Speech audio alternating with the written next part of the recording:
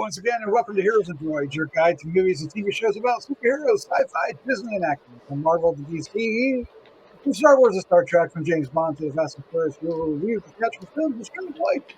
You and us care about most. This week we're reviewing Peacemaker, Episode 5, streaming now on HBOMax. This is going to be a blast. We are so glad you're here to join us. I am your host, Doc Rotten, and with me tonight are my co-hosts, starting off with the SLATTMAN, Chris Slattery. How you doing, sir? Good. I'm eating peace right now. Okay. It's so awkward. Do we need a parental advisory for this show? Oh my! Okay. No. Also, yes, I know what you meant. Yeah. But I also heard what you said. Award-winning filmmaker Christopher G. Moore is here. How you They're doing, not sir? all winners. No, but that's the awesome. I'm doing well. Doing about as well as someone getting a butterfly up the butt. If you know what I mean. I don't know. That doesn't sound very good. I know. I was trying to make you feel less worrisome about what you said. And you succeeded. The best part is that this is going on the internet. I know. Oh, well, welcome, Wonderful. folks. All right, let's give a round of applause for a comic artist and decades of horror co-host, Chad Hunt. Chad Hunt, how you doing, sir? I guess I'm doing better than the two Chris's. Maybe it's still the jury's still out on that one, but We'll soon find out. Yes. All right. Well, we are here to talk about Peacemaker, Episode 5. If one of you guys falls out of your chair, we'll know why. Hey, we're trying to be on the same level of social awkwardness as the characters in this show, and I think we've succeeded. At least on Vigilante's level. Yes. Yeah. True. Yes. All right. Well, what we're going to do, folks, is we're going to review the episode. We're going to give our first impressions. That will be spoiler free, and then we're going to dive into the discussion. We'll get into spoilers. My name has a few Easter eggs or something like that, and we'll wrap things up with our final thoughts, our score with the 5, and our favorite scene. And of course, we want to welcome here. We hope you enjoy not only this review, but many others that we have on the site. And if you want to help us out, it's easy and free to do. Hit the subscribe button, hit the like button, share with a friend, and we will try to up our game next time. Also, give us some comments down below. No, this is as good as it gets. I've felt that for a long time. So, all right, what are we going to do? Peacemaker. Give peace a chance. Check out that license tag. Yes, isn't that great? Peacemaker, Season 1, Episode 5, Monkey Dory, available streaming on HBOMax January 27, 2022. Directed by Rosemary Rodriguez, written by James Gunn. The cast includes John Cena, Daniel Brooks, Freddie Stroma, Jadwoody Iwuji, Jennifer Holland, Steve Auggie, Robert Patrick, and Nutley. I still feel like I'm not doing Chuck Woody any honors. The synopsis is the team scouts the apparent hub for the aliens for food supply, only to come face to face with a full-fledged invasion. Meanwhile, Augie's attempt to sell out his son to the police is complicated by Murn's mysterious contact, Sammy Castle. We'll get to that. All right, let's find out. That's an in-joke, so bear with.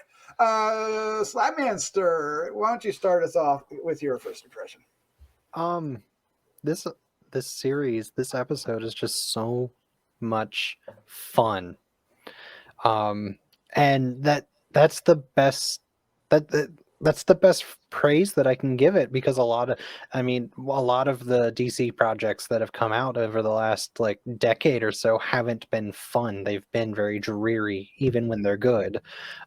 That's slowly starting to change, and this episode is just fun from the beginning to end, and I was laughing out loud. I was cheering at certain points. I was happy. I was smiling. I was horrified. I was just like this series, man. James Gunn, please give James Gunn more work. And it would be so cool if he could take what he's doing on this and write for other characters, because this is so good. It really is. It really is. All right. Well, let's give Chad a chance. Chad, sir. What was your first impression of Peacemaker?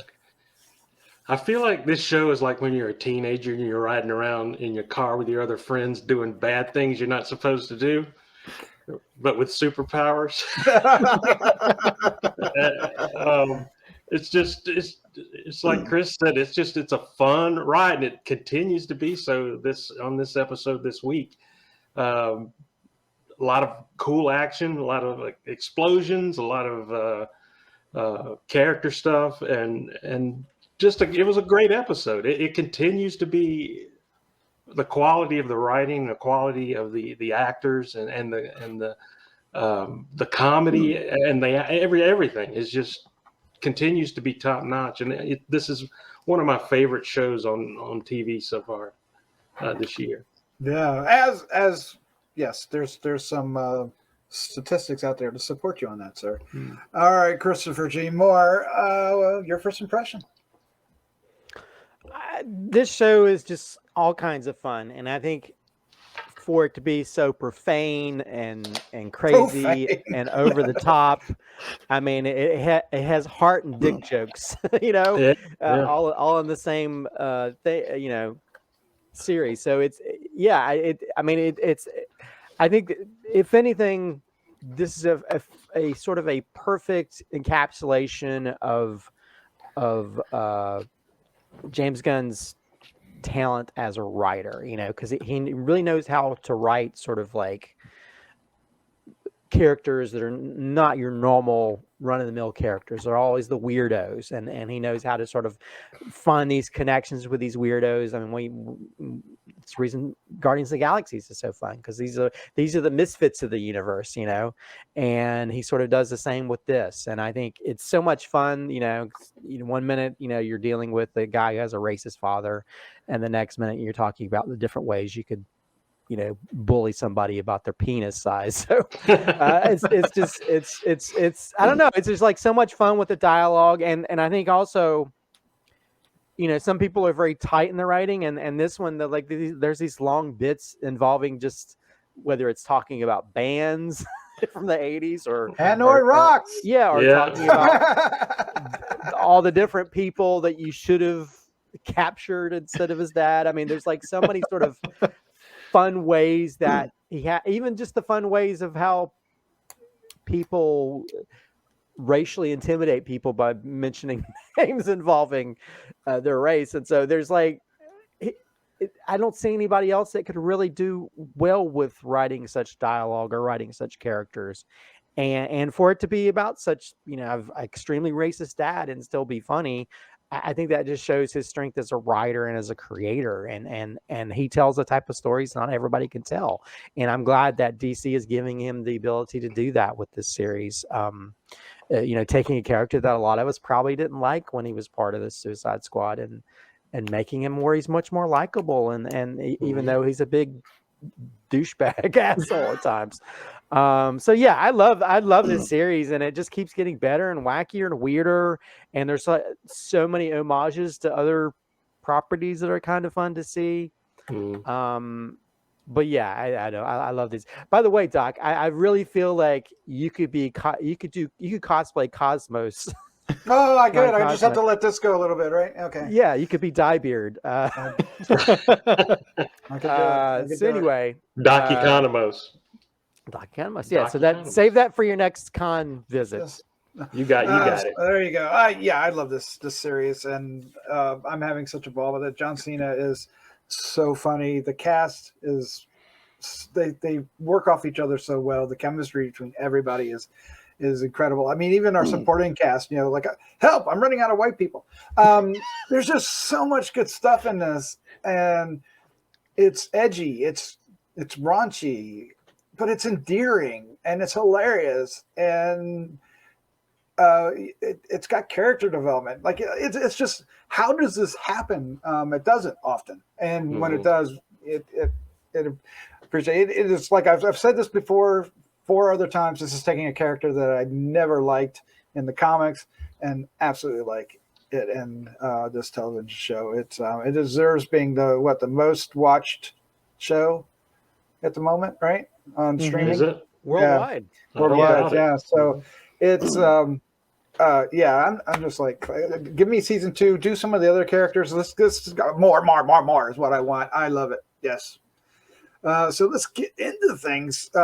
Christopher Moore, do you have some Easter eggs or anything? I have a few Easter eggs, not a huge amount, so which will help the length of this episode. So, but yeah, probably one of the deepest comic book references, and I'm not sure if Chad caught this, but when they're doing the PowerPoint presentation, the wonderful PowerPoint presentation that the Peacemaker makes fun of, they mentioned the CEO mentioned in the slideshow is Alan Kupperberg, which is actually a well-known comic book artist who began writing and drawing for Marvel back in 1974, and then in the 1980s, mid 80s to early 90s, he illustrated some DC Comics titles such as Justice League of America, The Warlord, Dragon Slants, and Blue Devil, and a lot of different, But he's worked on a lot of different characters, so I think it's kind of interesting that they named. Yeah, I thought that was cool. I thought that was really cool. I missed it, but now that you mention it, yeah. And so again, that's a reference probably in most normal people, if they don't pay attention, but those people who are comic book fans would probably catch and go, bravo. Also, this is more just a funny reference to me, but it's not really a reference. It's just the some of the things they create for this series. But if you look at the side of the van, it says "Laying the Pipe Plumbing," which feels like one of those shirts you see at the Spirit Halloween store, like yeah. But anyway, like more pipe or something, and probably one of my favorite. There's a scene that takes place when they're going in the factory with the butterflies. There's so many different sort of references to other sci-fi properties. For instance, the X-ray vision, very similar to They Live glasses, where you can sort of see which are aliens or which are not aliens. But also when he looks at the X-ray versions, it feels a little bit like Total Recall when they have like I was thinking that. X-ray wall.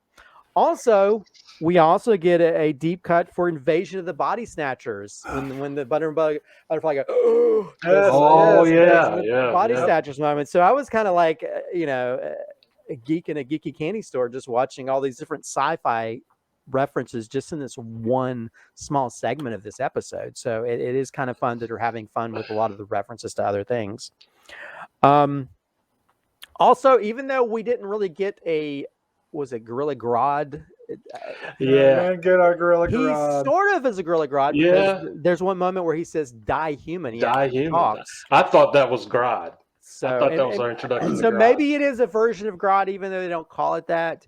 Seeing that him being the butterfly being in his brain allows him to have intelligence, but he does say "Die human" if you pay attention. And the last but not least, there's in his home. There's a newspaper up that says, "What's a new hero? Peacemaker apprehends Kite Man." So, so again, we have which actually they had Kite Man in the Harley Quinn animated series.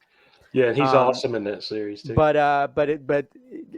now we have him sort of like mentioned in live action stuff. So as to maybe that'll be James Gunn's next thing. He'll do a Kite Man series, but it's just a weird character. And again, a lot of these weird characters that you probably wouldn't see in any other DC property. So you could sort of see his love for all these weird, because we get Batmite and all these different references to other things. So anyway, that's just a few of the little Easter eggs that I noticed.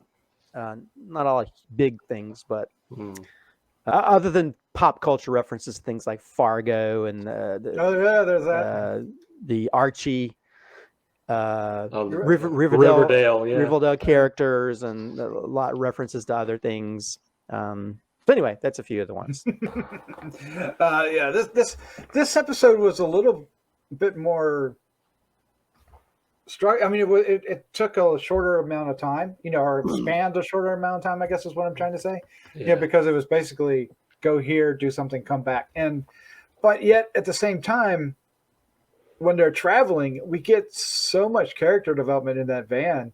Because there's been such friction, and everybody's been on him about friction with Economos, right? Between Peacemaker and Economos, and they bonded this episode, and that was, I love that. I love that, that they both loved Hanoi Rocks of all things, right? So, yeah. We also get Chekhov's chainsaw. Yeah, We do get Chekhov's chainsaw. and Chekhov's gorilla. Well, Yeah. Chekhov's gorilla, the previous episode, but again, the whole thing of like, if you mention something, you have to use it. And so when when the vigilante was like, I really want to use this chainsaw, and it's like, it's got to show up later on, and that made for a really fun moment. I couldn't have thought there is not a better character that could have had that, like, a redemption like arc using that chainsaw either. Like, that was so well, like, just so well done, so well thought out, and just so well acted too. Yep.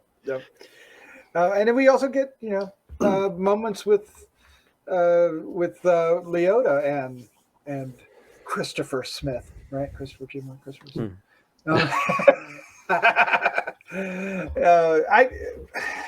I mean, she even accuses him of trying to come on to her, but it was kind of funny.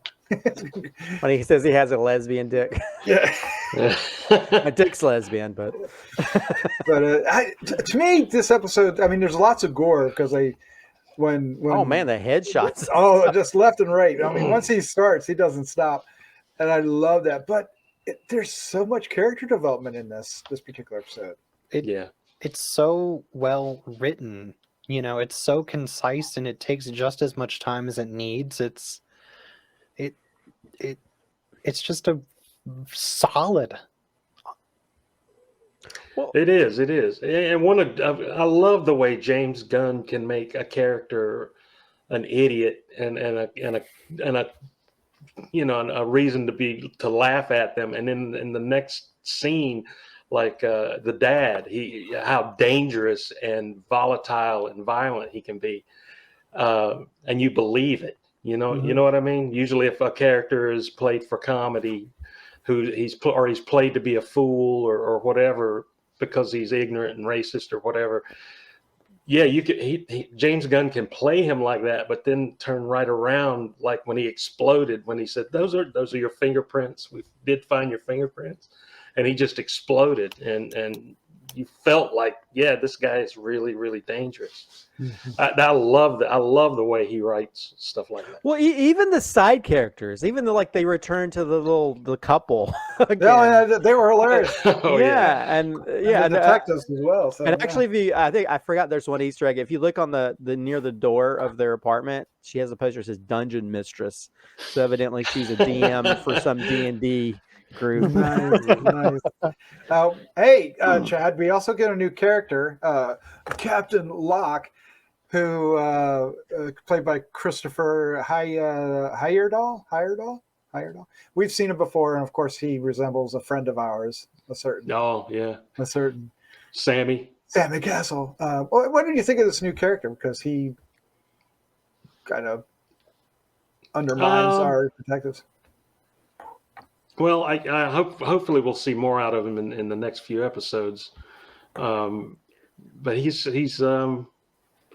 kind of menacing too, I guess. But he's well, he just came in and kind of took over everything, and just I like him. He's got that nice touch of evil to him that. Twirly mustache. He does have the twirly mustache. That's a good way to put it. Yeah. He's like the cigarette man from X-Files to some that's a good way to put it. Yeah. Then we get some Eagly.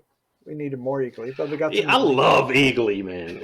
Especially in this episode when he went and found the squirrel for him. Yeah, if you're ever feeling down, he'll bring you a dead animal. Yeah. And then he looked disappointed that Peacemaker wouldn't eat it. Yeah, he looked all disappointed, like, But yet he'll make a drink that tastes like shit. Yeah.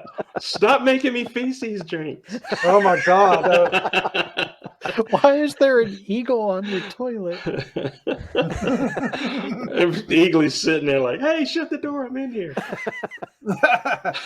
Oh man. So what's up with the aliens? Are Are they good? They bad? Is there more than one type? I think it's a civil war, a butterfly civil war. On Maybe because the one Peacemaker has doesn't seem very violent, or he's almost I seems think, like another I think pet. they're blowing up the wrong ones. That's my personal theory. Yeah, I was thinking like, oh, we're by the end of this, we're gonna find out like we're killing all the nice butterflies as opposed to the ones that are controlling or trying to be the menacing ones. The warehouse didn't have any nice ones in it. Well, I mean, they were nice until you started shooting. Which was awesome. He just walks in and just starts blowing heads off, and it took me by surprise too. You know, he just walks in and just shoots the woman in the head. And you don't have to shoot the ones I've already killed. Right. Once Abadiah, she's freaking out. Like, is that how you pronounce her name? Abadiah? Yes. Who should have been Amanda Waller, by the way. She looks more like Amanda Waller from the comics than. And she kind of is in a way. Yeah.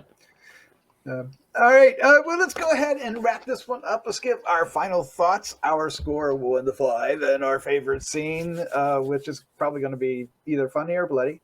And then also our what do you say, Slatman? Our favorite laugh out loud moment. Laugh out loud moment. We've got to do that. So why don't you start us off, Slatman?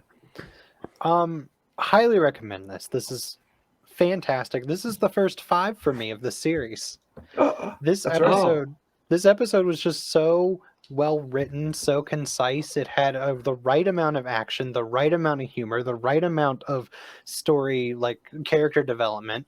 It didn't take too long on anything. It was a very good, very solid episode that really progressed the story.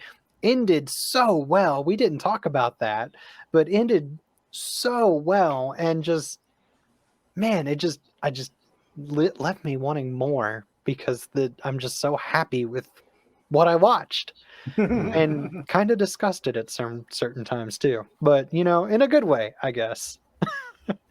But yeah, 5.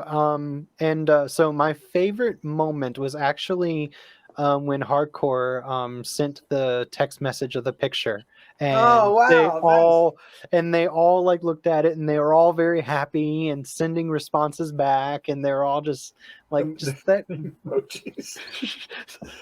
Man, Vigilante, he loves that sailboat emoji or whatever. Is a mermaid.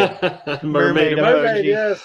Yeah. I love that he was out of focus too. That was hilarious. Yeah, I loved that moment, because it's a real bonding moment for our characters, and it made me feel good.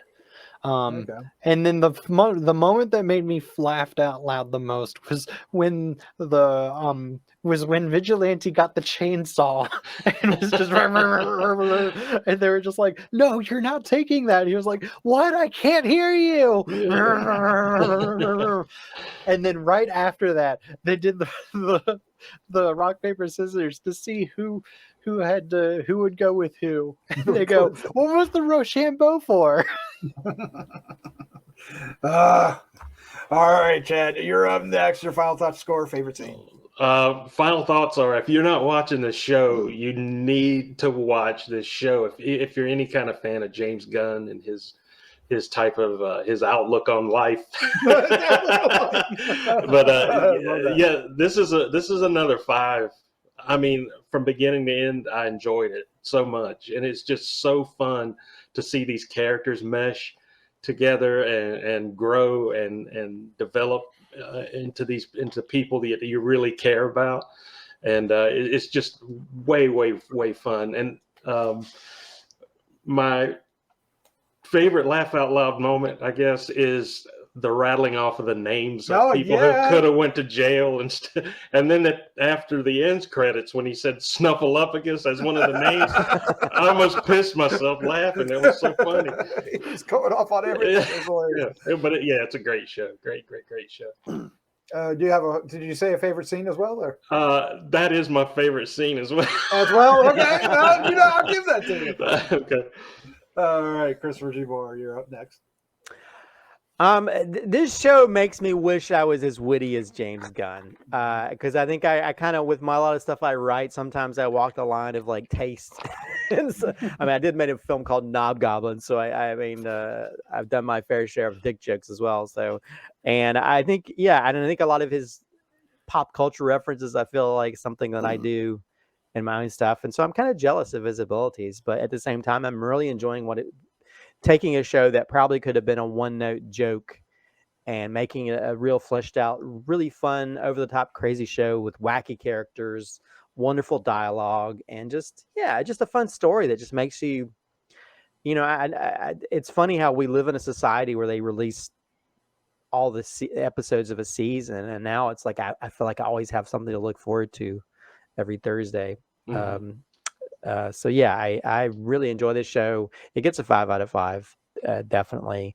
My laugh out loud moment is the interrogation scene with, because you have Peacemaker's racist dad who keeps making like Asian references, calls her Lucy Liu. And then she rattles off. I think I wrote it down. It's like, so what are you, Jimmy Fallon? And then she's like, well, regulations say otherwise, Guy Fieri. And then like, your fingerprints, Blake Shelton. And then she's like, I'm running out of white guys. And I laughed so hard because because the tables are kind of turned where she's just like rattling off all these sort of like white celebrities that she knows, like I'm running out. So I don't know, that broke me, that scene. And again, these are not even the main characters, and he has so much fun writing these dialogue scenes involving them. As for favorite moment, I just say the other chainsaw moment. The Chekhov's chainsaw, where we get to finally see the use of that, and I love that moment and the aftermath of it, to where finally Peacemaker sort of appreciates what John Economos, I think his name is, that he finally appreciates him for once, calling him badass and then putting down vigilante. Well, I was the one that thought about it first. He was so upset. I wanted to do that. Oh man, so that's my favorite. Yeah, I'm agreeing with you guys. This was a lot of fun. For me, the character development really elevated this particular one, and then all the gore, made me happy too.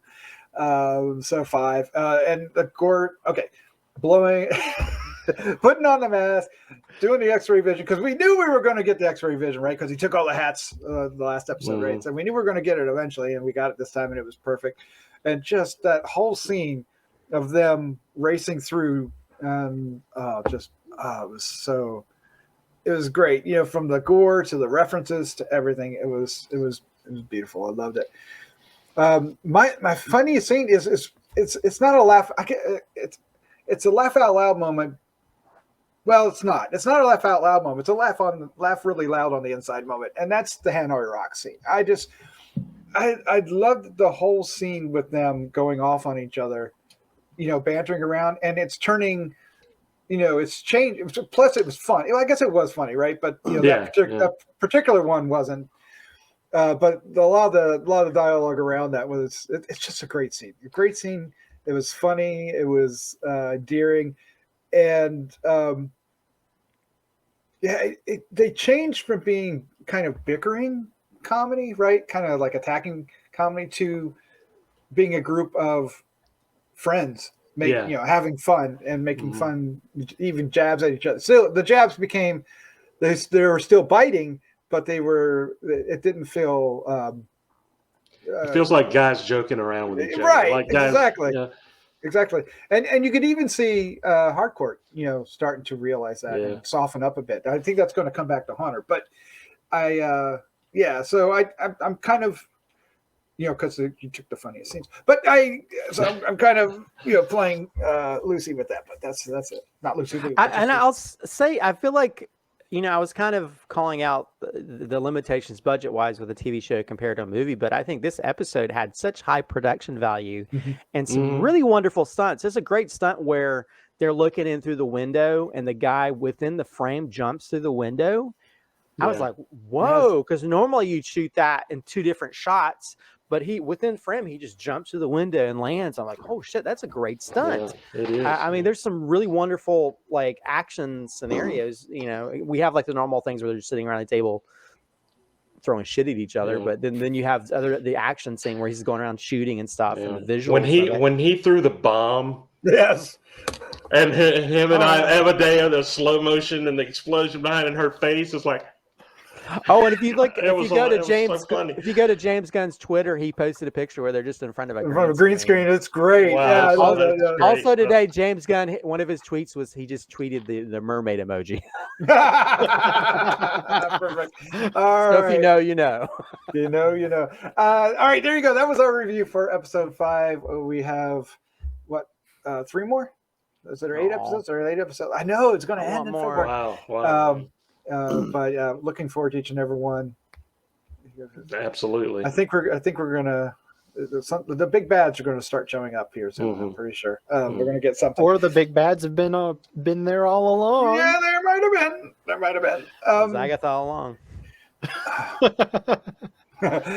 Chad, Christopher, Slatman, thank you for joining me. This was a lot of fun, as always. Looking forward Same to what here. happens next. Thanks a bunch. Yeah. This is always fun to talk about this show. Oh, isn't it though? All right, let's say good night. Good night. Good night.